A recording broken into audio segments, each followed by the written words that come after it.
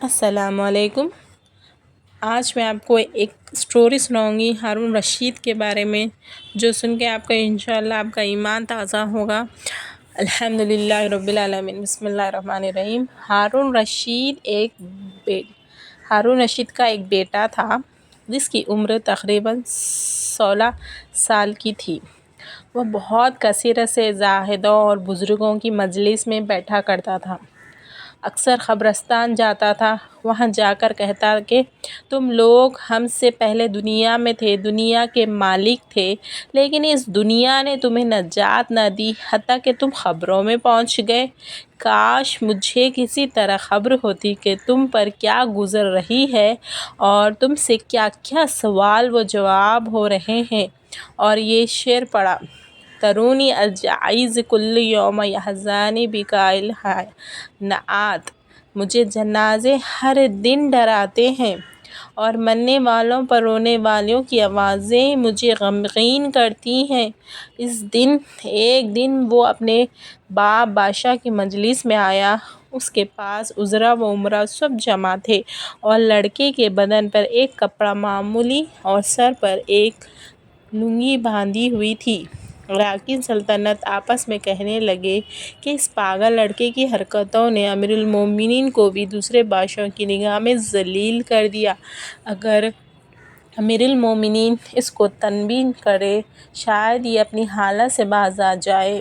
امیر المومنین نے یہ بات سن کر اس سے کہا کہ بیٹا، تو نے مجھے لوگوں کی نگاہ میں ذلیل کر رکھا ہے۔ اس نے یہ بات سن کر باپ کو تو کوئی جواب نہیں دیا، لیکن ایک پرندہ وہاں بیٹھا تھا، اس کو کہا کہ اس ذات کا واسطہ جس نے تجھے پیدا کیا، تو میرے ہاتھ پر آ کر بیٹھ جا۔ وہ پرندہ وہاں سے اڑ کر اس کے ہاتھ پر آ کر بیٹھ گیا، پھر کہا اب اپنی جگہ چلا جا۔ وہ ہاتھ پر سے اڑ کر اپنی جگہ چلا گیا۔ اس کے بعد اس نے عرض کیا کہ ابا جان، اصل میں آپ جو دنیا سے محبت کر رہے ہیں، اس نے مجھے رسوا کر رکھا ہے۔ اب میں یہ ارادہ کر لیا ہوں کہ آپ سے جدائی اختیار کر لوں۔ یہ کہہ کر وہاں سے چل دیا اور ایک خط قرآن شریف صرف اپنے ساتھ لیا۔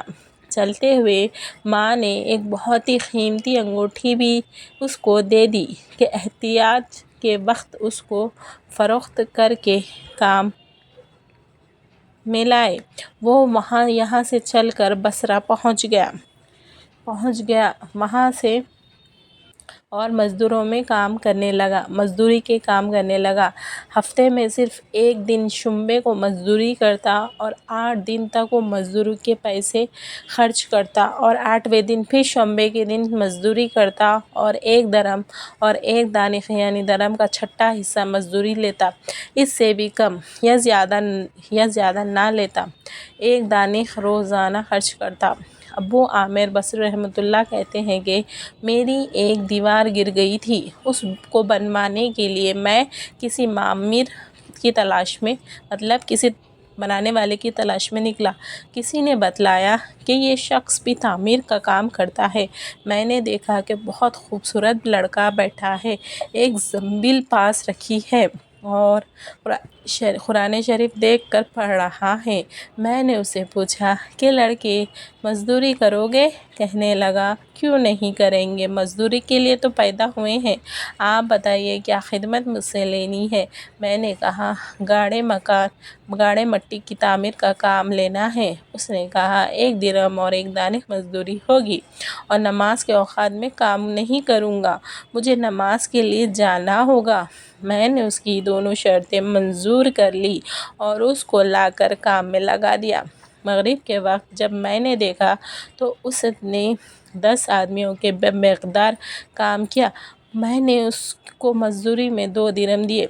اس نے شرط سے زائد لینے سے انکار کر دیا اور 1 درم 1 دانش لے کر چلا گیا۔ دوسرے دن میں نے پھر اس کی تلاش میں نکلا، وہ مجھے کہیں نہیں ملا۔ میں نے لوگوں سے تحقیق کیا کہ ایسی صورت کا ایک لڑکا مزدوری کیا کرتا ہے، کسی کو معلوم ہے کہ وہ کہاں ملے گا؟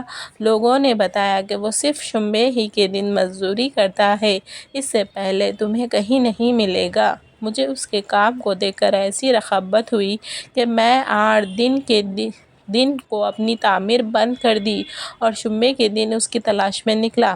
وہ اسی طرح بیٹھا قرآن شریف پڑھتا ہوا ملا۔ میں نے سلام کیا اور مزدوری کرنے کو پوچھا۔ اس نے وہی پہلی 2 شرطیں کی۔ میں نے منظوری کر لی۔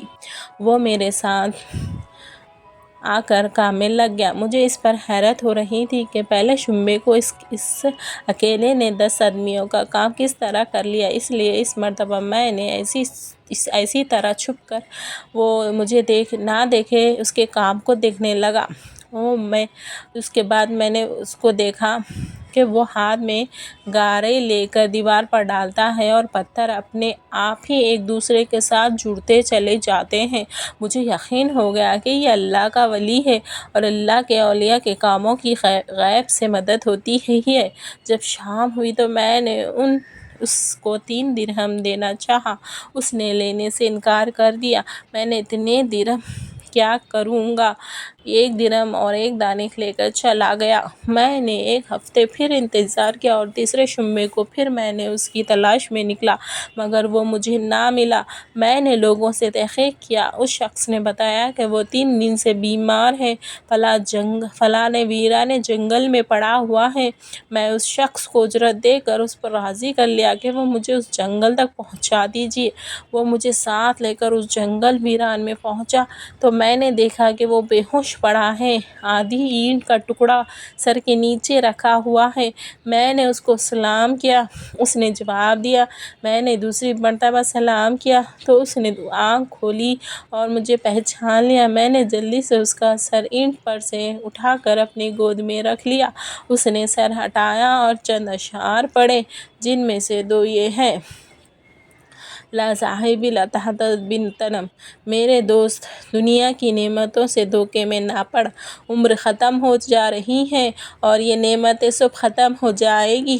جب تو کوئی جنازہ لے کر قبرستان میں جائے تو یہ سوچتا رہا کر کہ تیرا بھی ایک دن اس طرح جنازہ اٹھایا جائے گا۔ اس کے بعد اس نے مجھ سے کہا کہ اے ابو عامر، میری روح نکل رہی ہے، تو مجھے نہلا کر میرے اس کپڑے میں مجھ کو کفن دے دینا۔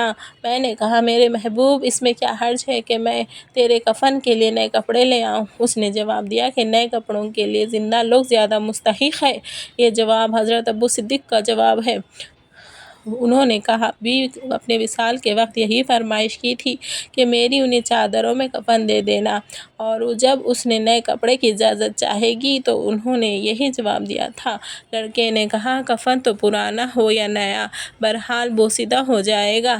آدمی کے ساتھ تو صرف اس کے عمل ہی رہتا ہے، اور یہ میری لنگی اور لوٹا قبر کھودنے والے کو مزدوری میں دے دینا، اور یہ انگوٹھی اور قرآن شریف ہارون رشید تک پہنچا دینا، اور اس کا خیال رکھنا کہ خود اپنے ہاتھ میں دینا، اور یہ کہہ دینا کہ ایک پردیسی لڑکے کی یہ میرے پاس امانت ہے اور آپ سے یہ کہہ گیا ہے کہ ایسا نہ ہو کہ اس غفلت اور دھوکے کی حالت میں آپ کو موت آ جائے۔ یہ کہہ کر اس کی روح نکل گئی۔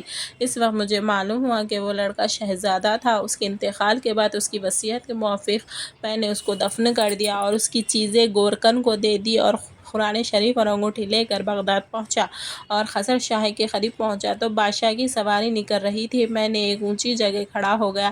اول ایک بہت بڑا لشکر نکلا جس میں تقریباً 1000 گھوڑے سوار تھے۔ اس کے بعد اسی طرح ایک کے بعد دیگر 10 لشکر نکلے، ہر ایک میں تقریباً 1000 سوار تھے۔ 10ویں جتھے میں خود امیر المومنین بھی تھے۔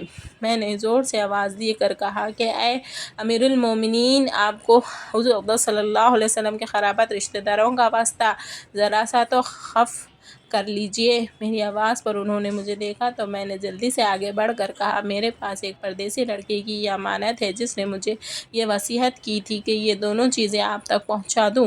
بادشاہ نے ان کو دیکھ کر پہچان لیا، تھوڑی دیر سر جھکایا اور ان کی آنکھوں سے آنسو جاری ہو گئے، اور ایک دربان سے کہا کہ اس آدمی کو میرے ساتھ رکھو، جب میں واپسی پر بلاؤں تو میرے پاس پہنچا دینا۔ جب وہ باہر سے واپس مکان پر پہنچے تو محل کے پردے گروگار دربان سے فرمایا اس شخص کو بلا کر لاؤ، وہ میرا غم تازہ ہی کرے گا۔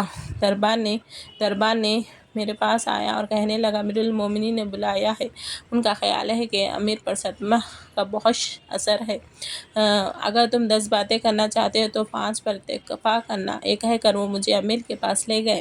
اس وقت امیر بالکل تنہا بیٹھے تھے۔ مجھ سے فرمایا میرے قریب آ جاؤ۔ میں قریب جا کر بیٹھ گیا۔ کہنے لگا تم میرے اس بیٹے کو جانتے ہو؟ میں نے کہا جی ہاں میں ان کو جانتا ہوں۔ کہنے لگا وہ کیا کام کرتا تھا؟ میں نے کہا گارے مٹی کی مزدوری کرتے تھے۔ کہنے لگے تم نے بھی مزدوری پر کوئی کام اس سے کرایا ہے؟ میں نے کہا کرایا ہے۔ کہنے لگے تمہیں اس کا خیال نہ آیا کہ وہ حضور صلی اللہ علیہ وسلم کی قرابت تھی؟ یہ حضور صلی اللہ علیہ وسلم کے چاچا عباس رضی اللہ تعالیٰ عنہ کی اولاد ہے۔ میں نے کہا امیر المومنین پہلے اللہ جل شانہ سے معذرت چاہتا ہوں، اس کے بعد آپ سے عذر خواہ ہوں۔ مجھے اس وقت اس کا علم ہی نہ تھا یہ کون تھے۔ مجھے اس کے انتقال کے بعد ان کا حال معلوم ہوا۔ کہنے لگی کہ تم اپنے ہاتھ سے اس کو غسل دیا؟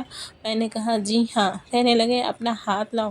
میرا ہاتھ لے کر اپنے سینے پر رکھ دیا اور چند اشعار پڑھے جن کا ترجمہ یہ تھا: اے وہ مسافر جس پر میرا دل پگھل رہا ہے اور میری آنکھیں اس پر آنسو بہا رہی ہیں، اے وہ شخص جس کا مکان قبر دور ہے لیکن اس کا غم میرے قریب ہے، بے شک موت ہر اچھے سے اچھے عیش کو مقدر کر دیتی ہے، اور مسافر ایک چاند کا ٹکڑا تھا، یعنی اس کا چہرہ جو خالص چاندنی کی ٹہنی تھا، یعنی اس کے بدن پر جس چاند کا ٹکڑا بھی قبر میں پہنچ گیا وہ چاندنی کی ٹہنی بھی قبر میں پہنچ گئی۔